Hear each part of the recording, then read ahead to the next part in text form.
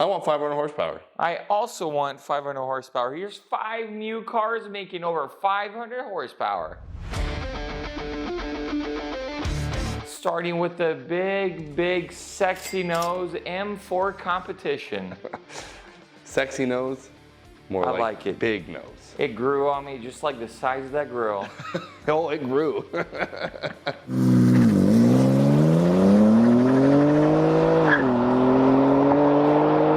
Dan, we're barely breaking the mark here at 503 horsepower, but it's still there. Just a tune, an intake, and a downpipe, and you're in the 750s with this engine. Beautiful, beautiful engine. You're talking 9-second quarter miles, pretty much out of the factory. Price tag 81 grand though. Which sucks if you're buying a new, but if you wait 2 years, it cuts it in half. So do you want to lease it versus buy used? And I have warranty, and then you have a BMW, potentially have to buy parts for. All things to be determined. Alfa Romeo Giulia Quadrifoglio.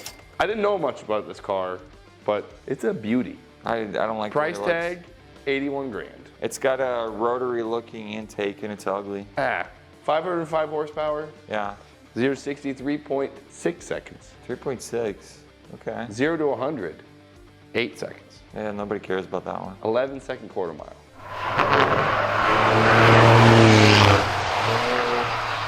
It's a 4-door too, right? It's a 4-door.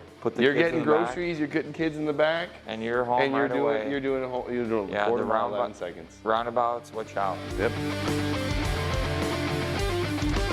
So you heard the number 5, guess what the number 3 is? Does it have a big nose? It's the 4-door big nose.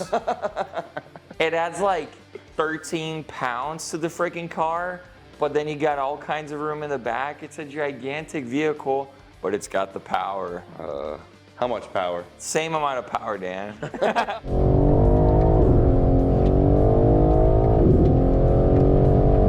503 horsepower, folks. This is my dream car because with the X-Drive from the previous Gen M5 where you can fully turn off the front wheels, people go to the drag strip, they'll do a rear wheel burnout to get the rears all primed, and then they'll throw it in the X-Drive, and that's what just grips. And it goes, and it looks beautiful.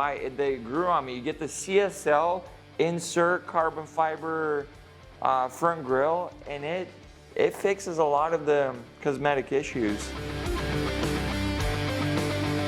It's on this list because it's 71 grand. And that's the 2023 Dodge Hellcat Jailbreak Edition. This thing's a piece of shit. Don't buy it. Next car.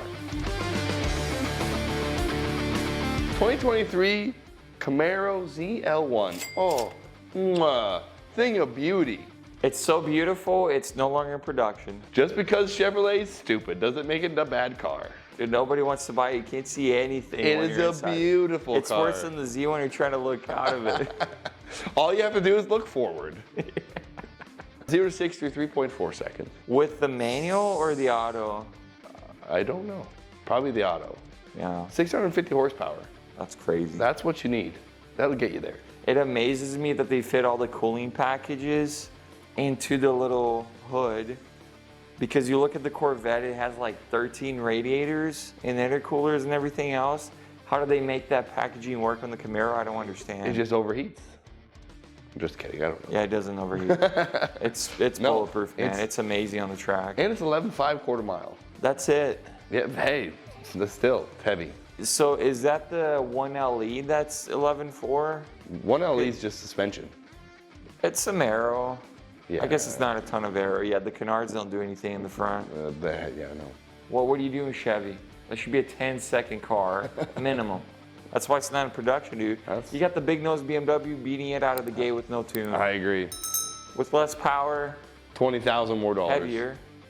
Dude, you get a fancy German car and you're beating the American Macho. And $20,000 less. Not if you bought it out of the lot when it depreciated for 80% its value. Pros and cons to BMW, dude. Sure.